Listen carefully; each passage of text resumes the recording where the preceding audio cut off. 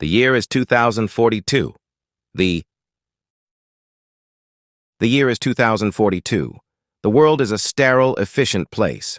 Laughter, once a common human expression, is now a relic of the past.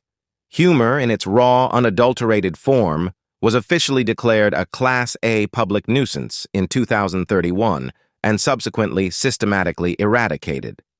It all started subtly.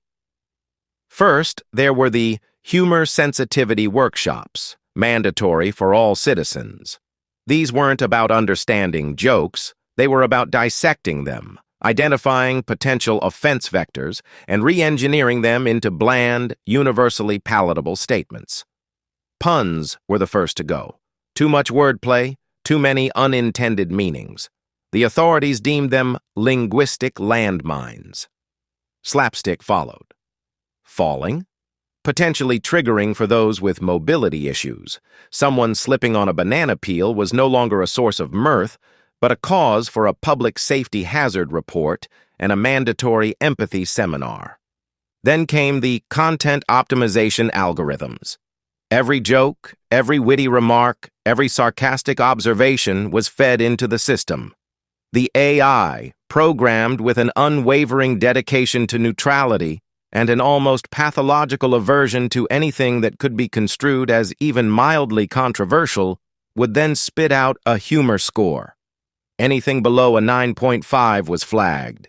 A 9.5 meant it was as funny as watching paint dry, but at least it didn't have the potential to offend. Comedians, once revered jesters, became humor auditors. Their job was to review pre-approved joke structures and ensure they met the stringent inoffensiveness quotas. They'd spend their days in beige cubicles, staring at screens displaying variations of, "Why did the chicken cross the road?" The approved answer, after much algorithmic deliberation, was to reach the other side as per its directional objective. Any deviation, like the original "to get to the other side," was deemed too ambiguous and potentially mocking of avian existentialism. The government, in its infinite wisdom, established the Ministry of Mirth Management. Their slogan, emblazoned on every public building, read, "Laughter is a liability. Seriousness is security."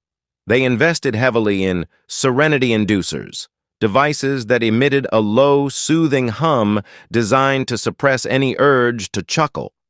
Public spaces were equipped with these hummers, ensuring a constant, low-grade state of placid contentment. One day, a rogue comedian named Barry Banter Benson decided to fight back. Barry, a man whose comedic career had been reduced to fact-checking cereal box nutritional information for comedic effect, was tired of the saccharine silence. He remembered a time when people laughed, a deep, belly-shaking, tear-inducing laugh. He longed for that lost art. Barry started a clandestine operation, a speakeasy for suppressed snickers. He called it the Guffaw Underground. People would sneak in, disguised in oversized trench coats and fedoras, their faces contorted by the effort not to smile. Barry would perform his forbidden routines, tales of absurdities, human foibles, things that were just plain funny. His first act was a story about a man who tried to explain quantum physics to his cat. The audience, starved of genuine amusement, erupted. It wasn't a roar, more of a strangled gasp, a series of choked wheezes, but it was sound. It was the sound of rebellion. The Ministry of Mirth Management, however, was not amused. Their surveillance drones, equipped with advanced giggle detectors, soon pinpointed the location of the Guffaw Underground. A raid was imminent. Barry, alerted by his network of underground chuckle enthusiasts, knew his time was short. He decided to go out with a bang, or rather, a snort. He planned his final, most audacious act. He would perform the ultimate forbidden joke, the one that had been banned for generations, the one that was rumored to have caused the Great Giggle Epidemic of '98. A fictional event, of course, but the fear was real. The night of his final performance, the speakeasy was packed. The air crackled with anticipation. Barry, his eyes gleaming with a dangerous mix of defiance and mirth, stepped onto the makeshift stage. "So," he began, his voice a low rumble, "a man walks into a bar." The audience leaned in, their hearts pounding, and the bartender says, "We don't serve redacted here." A collective gasp rippled through the room. The forbidden word, the ultimate punchline, hung in the air, heavy with the weight of years of suppression. Then, it happened. A young woman in the front row, her face usually a mask of polite indifference, let out a snort. It was a tiny sound, almost imperceptible, but it was enough. Suddenly it was like a dam had broken. A man coughed, a peculiar rhythmic cough that sounded suspiciously like a chuckle.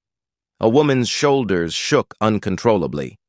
Soon the room was filled with a cacophony of suppressed mirth, snorts, giggles, guffaws, and the occasional heart-stopping guffaw.